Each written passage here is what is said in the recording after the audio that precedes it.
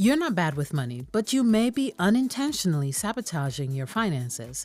And all the budgets, saving plans, and investment advice in the world won't help if you're subconsciously getting in your own way in less obvious forms of financial self-sabotage.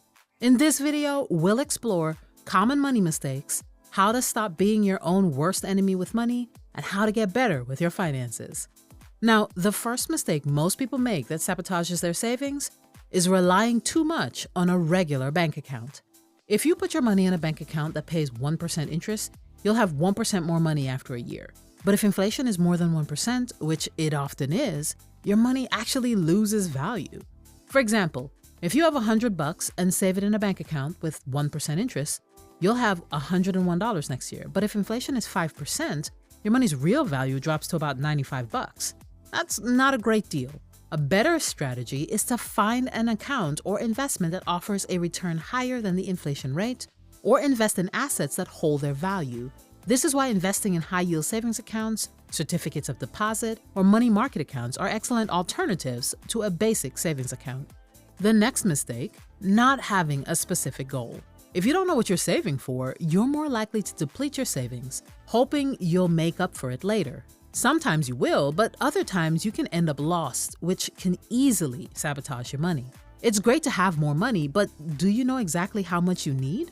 How far do you need to go on your financial journey? Are you 10%, 20%, or 50% of the way? When you attach a specific dollar amount to each of your financial goals, it becomes much easier to work toward them. Think of it like a sprinter. They keep their head down at the start of a race, but once they're off the blocks, they lift their heads and aim for the finish line. Your financial goals are the finish line, and unless you take the time to identify them, you won't know how fast you need to be running or for how long. Sometimes, your finish line might be closer than you think. Maybe you don't need to be running at full speed for the entire distance.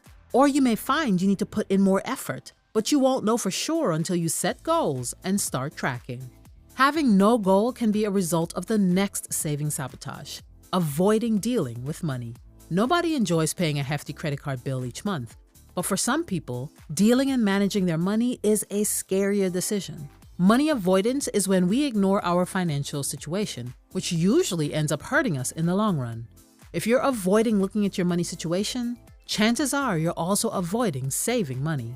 This can show up in different ways, like procrastinating on bills, not keeping track of how you spend, or avoiding checking your bank balance altogether. And let's not forget those awkward conversations about money that we'd rather not have. Whether it's worrying about making ends meet or feeling overwhelmed by debt, money problems can weigh heavily on your mind. So it's natural to want to push them aside, but ignoring your finances won't magically make your bank account grow, pay your bills on time, or give you financial security. The more you avoid, the bigger your problems. If you find yourself cringing every time you think about your finances, here are a few tips to help you face them head on. First, take a look at your habits. Figure out what triggers your money habits, how you respond to them, and what results from those actions. Then, try to find a better deal for yourself. Our brains love rewards, so finding a more satisfying alternative to avoiding money issues can help you change your mindset and tackle your finances with a clearer head. Lastly, you can have a friend, mentor, or even financial professional help you. Tackling your money issues alone may feel overwhelming, but tackling them with another person can help you share the initial burden. Now, if you're on the path to financial success, make sure you hang on to your money until you actually get there. Another common savings mistake to watch out for is spending big. If you're banking on tomorrow's raise to fund today's luxury lifestyle, you're taking a huge gamble. Don't splurge today and hope that it won't be an issue tomorrow. Relying on future income to justify bad financial choices now is risky, immature, and unhealthy. Even if you do get that raise, going into debt now will make it feel more like a necessity rather than a win. Focus on the present to guide your financial decisions, not some ideal future. Set up automatic savings transfers each month to avoid the temptation to overspend. Budget based on what you're earning now and live within your means. When that raise comes, it'll be even sweeter. As you move up in your career, you might feel tempted to spend more just because you're earning more. This is called lifestyle creep, and it's why many middle-class people stay in the middle class. So be careful about how much you're spending. If you're spending like a rock star but earning a regular salary, a raise isn't going to make your bank account look much better.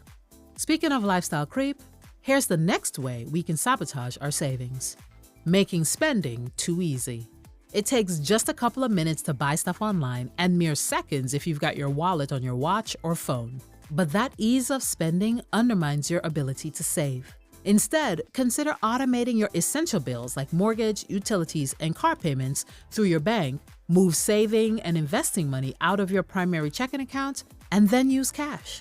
Swiping your debit card never hurts as much as handing over cash. You're more aware of how much you're spending and how quickly when you use cash. Now you have a tangible way to tell when you need to stop spending.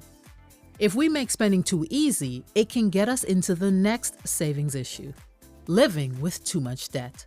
We live in a society that normalizes debt, but high debt is like being in a bad relationship. Society has convinced many that they need massive debt to live a life they can't otherwise afford. But there are other ways. Once we realize not everything is worth going into debt for, we'll make different choices.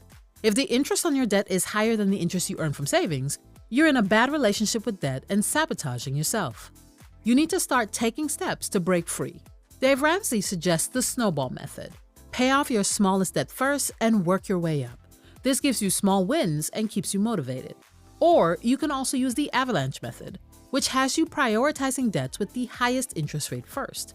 You may not rack up those small wins, but you'll end up paying less debt overall. Whichever you choose, prioritize getting out of debt as quickly as possible. One of the biggest culprits to high levels of debt is next on our list of saving sabotages. Buy now, pay later. It's tempting because it lets you buy stuff and delay paying for it, making you think you've got more money than you actually do. You get what you want right away, maybe save a bit on the purchase, and it doesn't hit your wallet hard up front. But if you're not careful with BNPL, it can drain your finances big time. Say you find this awesome television for $2,000. With BNPL, you might think, hey, I only have to pay $200 now. But what you don't realize is that not only do you have to pay the remaining $1,800, but there's almost 30% interest on top of it. And if you're the type who sometimes splurges without thinking, buy now, pay later can turn into a nightmare. Miss a payment and you could be slapped with late fees ranging from $5 to $30 per missed payment. Rack up a few of those and suddenly that great deal isn't looking so sweet anymore. So try to avoid BNPL if at all possible.